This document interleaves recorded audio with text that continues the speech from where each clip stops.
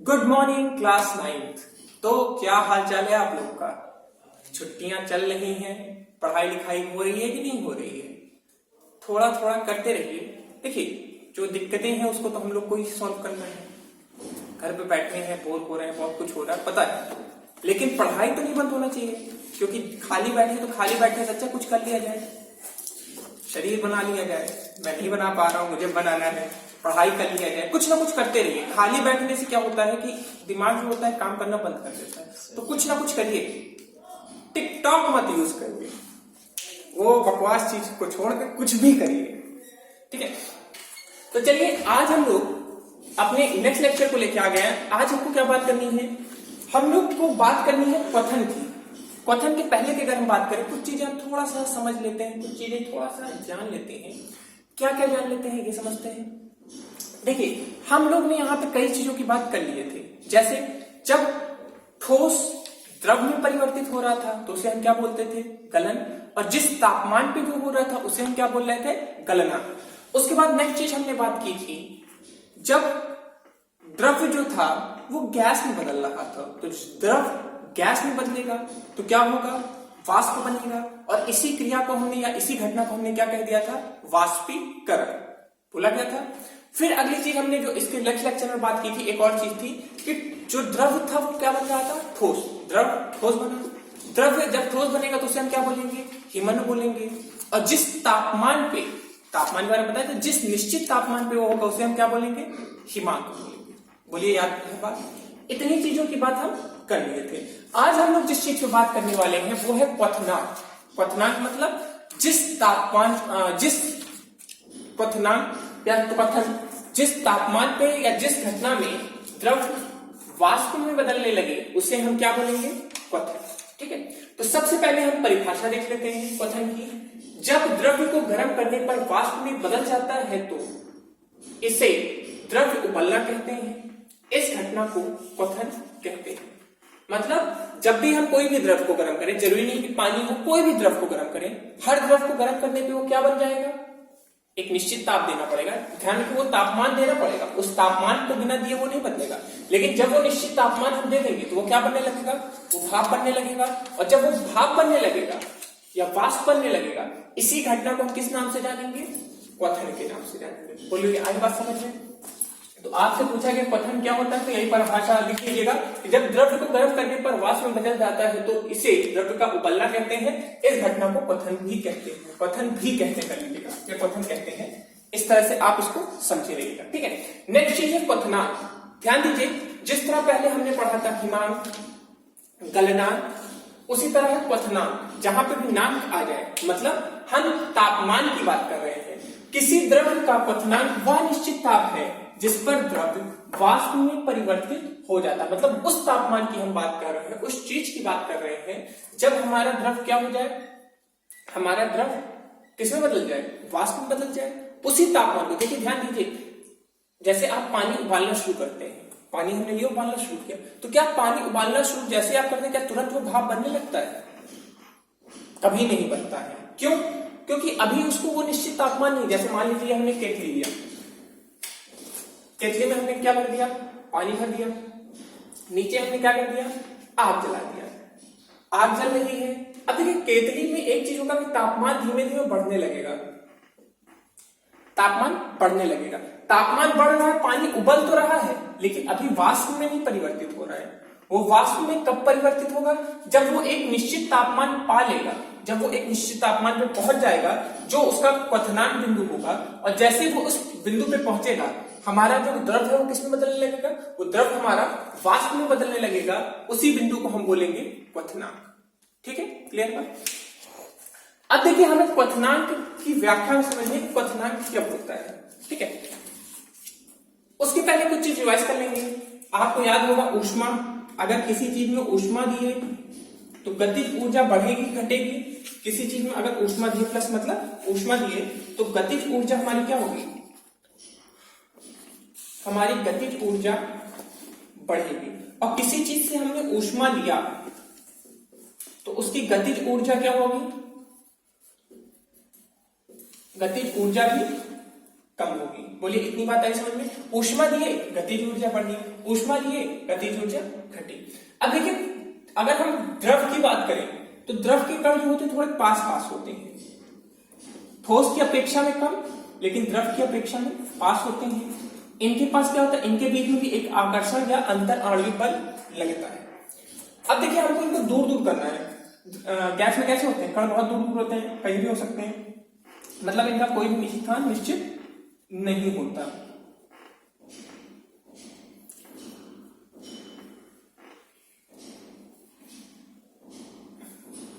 Gas में क्या होता है, कणों का कोई भी स्थान निश्चित नहीं होता है। तो द्रव क्या कर, द्रव को हमको अगर स्वतंत्र रूप में द्रव के कणों करना है तो हमको इसको ऊष्मा देना पड़ेगा। ऊष्मा देंगे तभी तो गतिज ऊर्जा बढ़ेगी। गतिज ऊर्जा बढ़ेगी मतलब जो कण जो है, कण आपस में और तेजी से कंपन करने लगेंगे, और तेजी से कंपन करेंगे तो ये दोनों जितने भी कण है वो एक दूसरे के आकर्षण बल से दूर निकल जाएंगे, और दूर निकल जाएंगे तभी वो किस रूप में परिवर्तित हो पाएंगे, गैस में। बोलो आई बात समझ में? नहीं आई? अरे सर क्या पढ़ा दे रहे हैं, कुछ हमारे सिर के पल्ले ही नहीं पड़ा। अरे ध्यान से सुनो उसको, उस चीज को फिर से एक बार समझो। देखिए हमें सबसे पहली चीज एक चीज अपने मन में बैठा लेना है कि जो ठोस होते हैं वो कैसे होते हैं। जितने भी ठोस होते हैं, ठोस के कण बहुत पास पास होते हैं। जितने ठोस हैं सबके कण बहुत पास पास होते हैं,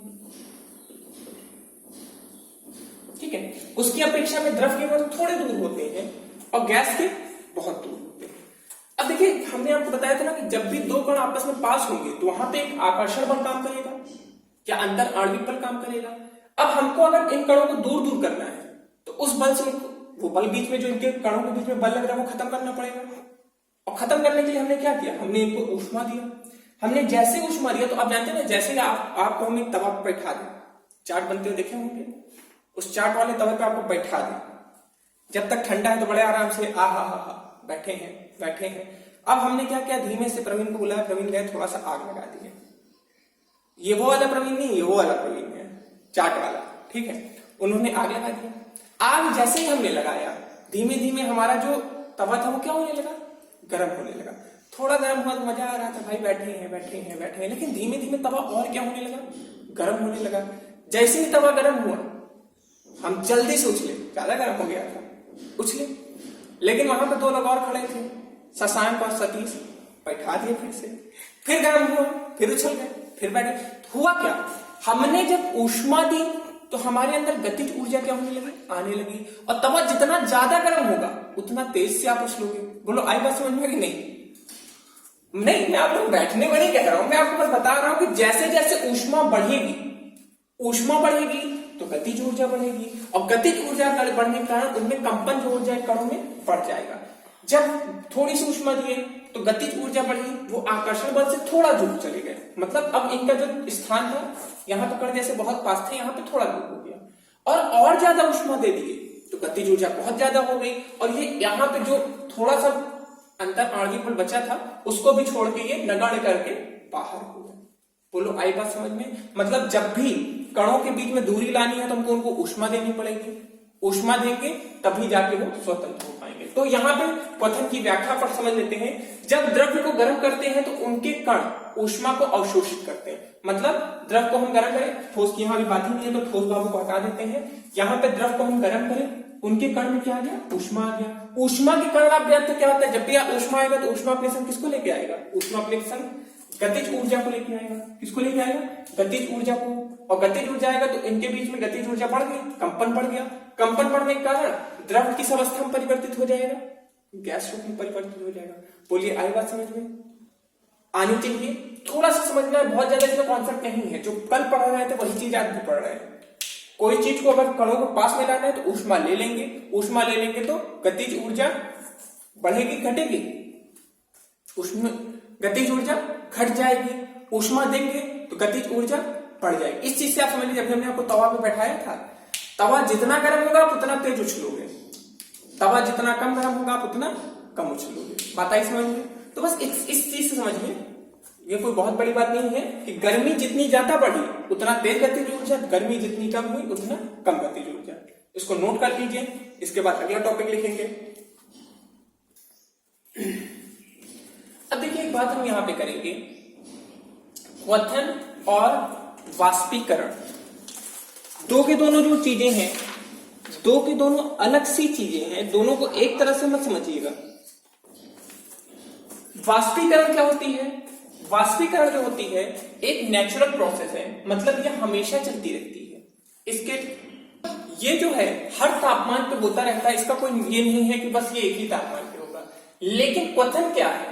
क्वथन केवल निश्चित ताप पर होता है, मतलब वाष्पीकरण एक हमेशा होता रहता है, मतलब हल्का हल्का, जैसे मान लीजिए पानी गर्म हो रहा है, कुछ हो रहा है, भाप बनता रहे। बट उबलना, पानी का उबलना एक निश्चित तापमान पे होगा, उसे हम क्वथन बोलेंगे। मतलब वाष्पीकरण और क्वथन में थोड़ा सा डिफरेंस है। वाष्पीकरण हमेशा होता रहता है हर टाइम, मतलब जब उसको उतनी ऊष्मा या उतनी गतिज ऊर्जा मिल जाती है वो भाप बनने लगता है। लेकिन क्वथन एक निश्चित ताप पे होता है, इसको नोट कर लीजिएगा। अब देखिए हम लोग को जो नेक्स्ट टॉपिक पे बात करनी है वो है गैस का द्रव में परिवर्तन, जिसको हमने नाम दिया है संघनन। आपको याद होगा हम लोग पिछले लेक्चर में जब हमने डायग्राम बनाया था उसमें संघनन के बारे में बताया था। मतलब गैस अब किस में बदल रहा है? द्रव में। जैसा कि इस चीज को आप लोग देखे होंगे, हम लोग का जो केतली होता है गर्म होता रहता है, भाप बनता है, और भाप हल्की होती तो वो कहां पे जाएगी? हवा में जाएगी। लेकिन ऊपर जो है, जो प्लेट होगा उस पर क्या होगा? प्लेट के जो ऊपर होगा, प्लेट के पास आप देखेंगे भाप बन जाता है। मतलब वाष्प किसमें वापस बदल गया? भाप जल या द्रव में बदल गया। इसी प्रक्रिया को हम क्या बोलेंगे? संघनन। ठीक है, तो इसका क्या है? पदार्थ की गैस अवस्था का द्रव में परिवर्तित होना संघनन कहलाता है। मतलब जब भी कोई भी पदार्थ गैस अवस्था से द्रव में वापस परिवर्तित हो जाए, इसे हम क्या बोलेंगे? संघनन बोलेंगे। इस प्रक्रिया में वाष्प क्या हो जाता है? वाष्प जल में बदल जाता है। क्लियर है बात? अब वाष्पन संघनन की विपरीत ध्यान दीजिए। इसके पहले जस्ट पहले हम लोग ने वाष्पन के बारे में पढ़ा था। वाष्पन में क्या होता था? वाष्प में होता द्रव हमारा किस में बदल जाता था? गैस में बदल जाता था। और इसमें क्या है? जस्ट उसका उल्टा है। गैस हमारा किस में बदल रहा है? द्रव में बदल रहा है। तो इसका मतलब ये है कि वाष्पन जो है वो संघनन की कौन सी प्रक्रिया है? ये संघनन की विपरीत क्रिया। मतलब जो भी वाष्पन होगा उसकी विपरीत क्रिया को हम क्या बोलेंगे? संघनन। उदाहरण के तौर पे आप समझ सकते हैं, हमने केतली लिया, केतली में पानी को हमने क्या करने लगे?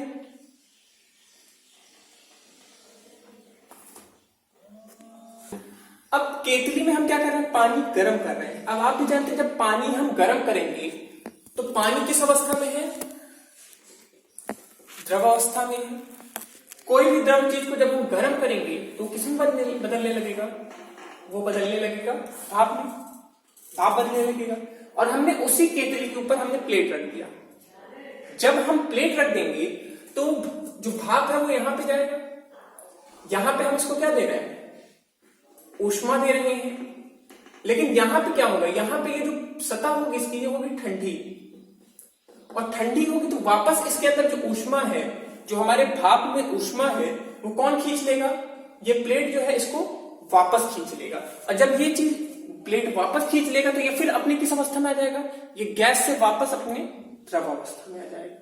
समझिए बात को फिर से एक बार दिमाग, मतलब छोटी सी कॉन्सेप्ट है कि जब हमने द्रव को ऊष्मा दिया तो वो भाप बना, और जब हमने उससे ऊष्मा ले लिया तो वापस किस अवस्था में आ गया? वो वापस द्रव अवस्था में। मतलब यहां पे जब हम इसको गर्म कर रहे थे तो यहां पे जो सतह पे हो रहा था कि या उसको हम बोल रहे थे वाष्पन, और जो यहां पे हो रहा है इसे हम क्या बोलेंगे? संघनन। यहां पे क्या हो रहा था? द्रव गैस में बदल रहा था। यहां पे क्या हो रहा है? गैस वापस द्रव में बदल रहा है। बोलो आई बात समझ में? तो संघनन वह क्रिया है, एक तरह से समझ लीजिए, जिसमें गैस किसमें बदल जाती है? द्रव में। इस चीज को नोट कर लीजिएगा। वाष्पन और संघनन दो के दोनों एक दूसरे के विपरीत क्रिया है, इस चीज को हमेशा ध्यान रखिएगा। अब संघनन की व्याख्या पढ़ लेते हैं। जब गैस को ठंडा किया जाता है, देखिए गैस यहाँ पहुंचा, ठंडा हो गया, तो जब गैस को ठंडा किया तो उसके अंदर से ऊष्मा क्या हो गई, निकल गई, तो गैस के कणों में से गतिज ऊर्जा बढ़ जाती है। ऊष्मा निकल गई तो ऊष्मा ही तो एक तरह से गतिज ऊर्जा का रूप है, ऊष्मा निकल गई तो गतिज ऊर्जा निकल गई। गतिज ऊर्जा घटने के कारण कणों की गति घट जाती है। अब गतिज ऊर्जा घटी तो कणों में जो गति है वो भी क्या हो जाएगी, घट जाएगी। फलस्वरूप क्या होगा, अणु जो है वो आपस में एक दूसरे के क्या हो जाएंगे, पास पास आ जाएंगे और द्रव में परिवर्तित हो जाएंगे। मतलब हुआ क्या, यहाँ पे जो हमारे कण थे उनके अंदर से गतिज ऊर्जा खींच ली गई, गतिज ऊर्जा के रूप में उनसे ऊष्मा भी निकल गई। ऊष्मा जैसे ही खींची, गतिज ऊर्जा कम हुआ तो उन कणों की जो गति थी वो क्या हो गई, कम हो गई, और इसके फलस्वरूप क्या होगा, जो भी कण थे एक दूसरे के क्या हो जाएंगे, पास पास आ जाएंगे और उनका रूप में परिवर्तन हो जाएगा। इसको नोट कर लीजिएगा पॉज करके, ठीक है। अब हम अपने यहाँ पे छठे टॉपिक को और एकदम आखिरी टॉपिक को लेके आ गए। मतलब अब बहुत आनंद वाली बात है, सब खत्म होने वाला है, दुनिया नहीं चैप्टर खत्म होने वाला है, ठीक है। तो अब यहाँ पे आखिरी जिस टॉपिक की हम बात कर रहे हैं उसमें क्या होगा, ठोस जो है वो किसमें परिवर्तित होगा, गैस में परिवर्तित होगा। आप लोग अब इसके एग्जांपल पहले समझ लेते हैं। कपूर आप लोग देखे होंगे, कपूर को जलाते तो सभी लोग होंगे, जलते हुए देखे होंगे, बट कभी कपूर को आप रख दीजिए, जो शुद्ध कपूर, देखिए कपूर भी कई तरह के आते हैं, एक मिक्स वाले, आजकल तो मिक्स वाले भी आने लगे हैं, लेकिन जो शुद्ध कपूर होगा, शुद्ध कपूर जो होगा उसको आप जैसे ही हवा में रखेंगे वो सीधे भाप बनेगा, कभी वो द्रव्य नहीं बनेगा। बर्फ को आप क्या करिए, बर्फ को आप उठा के रख दीजिए तो बर्फ पहले जल बनेगा फिर गैस बनेगा, लेकिन कपूर के संग हमारे ऐसा कोई भी सीन नहीं है, कपूर सीधे हमारा क्या बनेगा, गैस बनेगा। ऐसा क्या है ये चीज समझते हैं। उसके पहले हम इस चीज का जो हम अपना नया चीज पढ़ रहे हैं, जो नया टॉपिक पढ़ रहे हैं, जिसको हम बोलते हैं ऊर्ध्वपातन। क्या बोलते हैं, ऊर्ध्वपातन, उसकी बात करते हैं। तो क्या है, कुछ ठोस ऐसे होते हैं जो गर्म करने पर बिना द्रव्य अवस्था प्राप्त किए सीधे गैस में परिवर्तित हो जाते हैं। मतलब यहाँ पे क्या सिस्टम क्या होता है कि कोई भी चीज को अगर ठोस लिए, ठोस को हम गर्म करेंगे तो पहले वो द्रव बनेगा और फिर क्या बनेगा, गैस बनेगा। लेकिन यहाँ पे कोई ऐसा सीन नहीं है, यहाँ पे क्या होगा कि ठोस सीधा द्रव बनेगा और द्रव सीधा क्या बनेगा, गैस बनेगा। लेकिन यहाँ पे क्या होता है, यहाँ पे ठोस से सीधा क्या बन जाता है, गैस बन जाता है। मतलब जब भी कोई चीज ठोस से सीधा गैस बनी बिना द्रव्य हुए तो उसे हम क्या बोलेंगे, ऊर्ध्वपातन। एग्जाम्पल है कपूर, अमोनियम क्लोराइड, आयोडीन, ये तीन चीजें ऐसी हैं अगर शुद्ध रूप में है तो इनको अगर आप ठोस रूप में रखोगे तो ये सीधे क्या बनेंगे, गैस बन जाएंगे। अब इसके बाद हम करेंगे ऊर्ध्वपातन की व्याख्या। जिन पदार्थों में ऊर्ध्वपातन होता है इनमें अणुओं के मध्य अंतर आणविक बल क्षीण होता है। मतलब वो ठोस रूप में भले ही है लेकिन जो उनके अंदर जो अंतर आणविक बल है, आपको पता है अंतर आणविक बल के कारण जो कण होते हैं वो आपस में एक दूसरे के पास पास रहते हैं, तो ये जो बल है वो तो पहले से ही कम है, और जब इनको हम थोड़ा सा बल देंगे तो तुरंत ये चीजें क्या हो जाएंगी, ये जो अंतर आणविक बल है तुरंत टूट जाएगा और हमारे जो जितने कण हैं, जितने भी वहां पे उपस्थित कण हैं या जो भी कण हैं वो सब के सभी आपस में क्या हो जाएंगे, स्वतंत्र हो जाएंगे। तो वही चीज आगे लिखी है कि अणुओं के मध्य अंतर आणविक बल बहुत क्षीण होता है, जब इन्हें गर्म किया जाता है तो बल आसानी से टूट जाता है और यह ठोस से सीधा किसमें परिवर्तित हो जाता है, ठोस से सीधा गैस में, ठोस से सीधा गैस में। अब इसके पहले जो हम बात कर रहे थे यहाँ पे क्या होता था, जो कण होते थे ठोस वाले उनके बीच में अंतर आणविक बल ज्यादा होता था। यहाँ पे पहले से अंतर आणविक बल क्षीण है, ठोस है लेकिन यहाँ पे जो अंतर आणविक बल क्षीण है, लेकिन यहाँ पे ऐसा नहीं था, यहाँ पे अंतर आणविक बल इतना क्षीण नहीं होता था। मतलब इनको अगर हम ऊष्मा देते तो ये थोड़ा सा अपने स्वतंत्र रूप में आते, मतलब ठोस से ये द्रव बनते, और इनको हम ऊष्मा देते तो ये अब क्या बनते, एकदम स्वतंत्र अवस्था में आते, क्या बनाते, गैस। बोलो आई बात समझ में, ठोस द्रव गैस, क्लियर है बात। तो यहां पे हमने अपने इस चैप्टर की जितनी बातें थी, जितनी सब खत्म कर दी है। अब आप लोग क्या करेंगे, अब आप लोग हमें पॉज करेंगे, तुरंत कहेंगे सर आई एम डन, मतलब हम थक चुके हैं, बहुत आप परेशान कर लिया, अब हम जा रहे हैं सोने। सोइए, क्योंकि जो टॉपिक नहीं समझ में आया उसको आपको फिर से पढ़ना है, इसके नोट्स मेंटेन करने हैं और प्रॉपरली इस चीज को समझना है। देखिए कोई चीज नहीं समझ में आए कमेंट करिए उस चीज को, हमको बताइए कि उस अगर जरूरत पड़ेगी, अगर फिर से बन सकेगी उस पर वीडियो तो हम फिर से वीडियो बनाएंगे। बट जब तक ये चीज समझ में ना आए तब तक आप हमसे उस चीज के लिए क्वेश्चन करिए, रुकना नहीं है। यहाँ पे घर पे पढ़ाई हो रही है इसका मतलब ये नहीं कि कोई चीज समझ में ना आए तब भी उसको बस देखते जाएं।